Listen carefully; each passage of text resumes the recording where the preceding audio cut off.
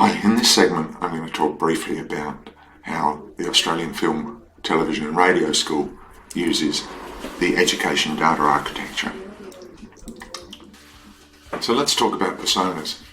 Sumta is a member of the AFTRS admission team. She wants to offer postgraduate courses and she wants a single source of truth to manage the applications she gets in relation to those courses. Kane is a prospective cinematography postgrad. He wants a no-fuss application process. And Dan is a postgraduate application assessor who wants a reliable assessment process.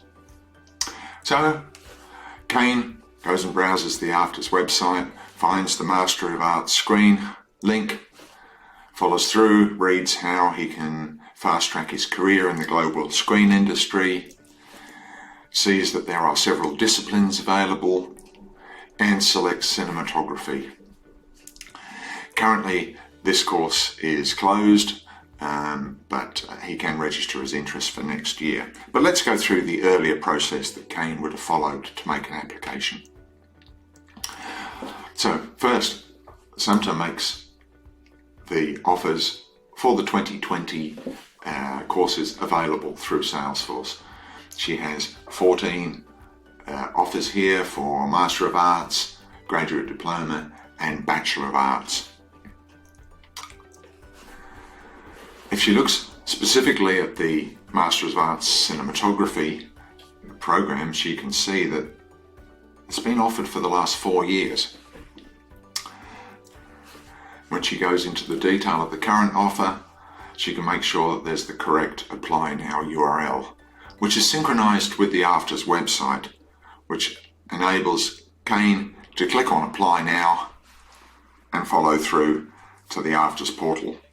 He's already logged in to this space, so we already know some of his personal details, but we can ask him to provide those details that we don't have. We ask for his academic details. He uploads a copy of his Bachelor of Arts from UNSW, various other information that we're asking him about. And in the application task section, he's specifically asked to provide information relating to the cinematography masters. In this case, he's done his own mashup of the Orson Welles Citizen Kane movie, which is a riff on his own name.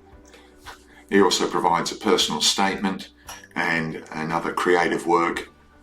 All of these are potentially large files which are uploaded and stored securely in Amazon Web Services using a plugin that we've developed specifically for Salesforce. Once he's made his application and filled in all of the details, he can review, go back and change anything, or press continue and be presented with a set of terms and conditions. When he submits, he's returned to his portal and he can see current applications that are in draft or submitted applications.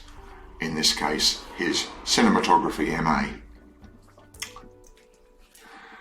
So back to Sumta. She now needs to validate Kane's documents. She can see his application amongst all the other applications that have come in. She knows the status is submitted. So it's now time to check his documents. So within Kane's application, she goes to the Validation tab. And this gives us her access to all of the files that have been uploaded securely again to Amazon Web Services. She gets to download and view these files and determine whether they're correct or not. And in this case, she's found that Kane has uploaded his graduation certificate, not his academic transcript. So she sets the file to be not valid, and Kane is sent an email informing him that he needs to go and source another document. He's keen and ready for this, so he quickly goes in and updates his application, and Sumta can go through all of his other documents and create a valid application ready for the next stage. And the next stage is assigning an assessor. Each application is assigned 3 assessors. Assessors are professionals from the media industry who are invited to blind assess applications. In this case, Dan and his 2 colleagues, David and Alejandra. Dan visits the assessor portal, which gives him access to very limited information about applications. He sees no information about applicants, simply the ID code of their application. When he opens up the application that's been assessed to him, he can view the uploaded video files, sometimes extremely large files that previously, before we used Salesforce and AWS, were extremely difficult to view. Now it's pretty simple.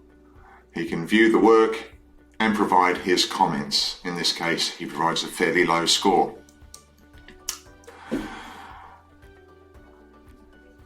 Dan gets to review his previous assessments, and you can see that his criteria have been transformed into a weighted score using a back-end algorithm. Samta can use this weighted score to rank applications, and based on the number of places available in the course, make appropriate offers. So while Kane is waiting for his offer, he can scroll down to the bottom of his profile page and see that he is eligible for 3 scholarships. This eligibility is calculated based on what we know about Kane and what we know about the applications he's made. In this case, we know that Kane is eligible for an AFTRS storytelling scholarship.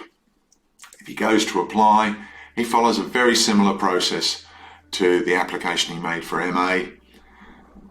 He provides personal details, some different application tasks, and then submits.